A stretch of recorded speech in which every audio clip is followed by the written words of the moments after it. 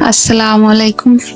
চলেন আমি আজকে একটা নাস্তা বানাই দেখাই। এটা আপনারা বিকালে নাস্তা হিসাবে খেতে পারেন বা জামাই নাস্তা হিসাবে জামাইকেও বানাই দিতে পারেন ছুটির দিনে।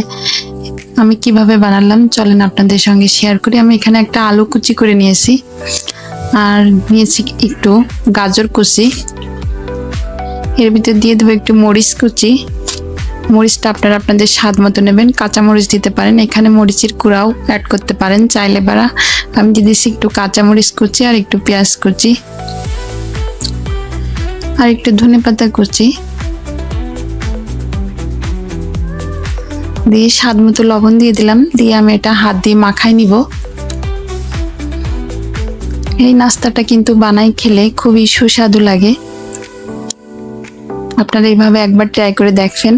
আমি হাতের সাহায্যে ভালোভাবে মাখাই। এর ভিতর 2 কাপ ময়দা দিয়ে দিলাম। আপনাদের কাছে আটা থাকলে আটা দিয়ে দেবেন, আটা দিয়েও বানানো যায় এটা। দিয়ে আমি এর ভিতরে 1 চামচ ইস্ট দিয়ে দেব। দিয়ে দিলাম 1 চামচ ইস্ট। দিয়ে আমি এটা ভালোভাবে মাখাই নিব। আপনারা কিন্তু অবশ্যই আমার পেজটা ফলো করে দেবেন আর আমার ইউটিউব চ্যানেলটা সাবস্ক্রাইব করে দেবেন। আমার ভিডিওর নিচে বেশি বেশি লাইক কমেন্ট শেয়ার করবেন। আমি এখানে অল্প পানি দিয়ে মাখাই নিলাম। পানিটা অল্প অল্প করে দেবেন। দিয়ে একটা ডো তৈরি করে নেবেন। নরমও হবে না শক্তও হবে না, এরকম করে কিছুক্ষণ রেস্টে রেখে দেবেন, আধা ঘন্টা 20 মিনিট হাতে সময় থাকলে। 20 মিনিট পরে আমি ফিরে আসলাম। দেখেন এটা পারফেক্ট হয়ে গেছে। আমি এখানে 2টা নর্মাল ডিম ভেঙে দিলাম। দিয়ে আর একটু হাত দিয়ে মাখাই নিব এটা। দেখেন মাখানোটা এরকম হয়েছে। এই পর্যায়ে আপনারা চুলায় চলে যাবেন। তেল দিয়ে তেলটা গরম করে একটা চামচের সাহায্যে এভাবে দিয়ে নেবেন। ফুলকো ফুলকো নাস্তা তৈরি হয়ে যাবে।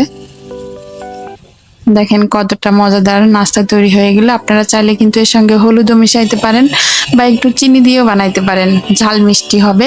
আমার বানানোগুলো শেষ। আমি একটা আপনাদেরকে ভেঙে দেখাইতে পারি। ভেঙে দেখাই একটা। এটা আপনারা চাইলে সস দিয়ে খেতে পারেন।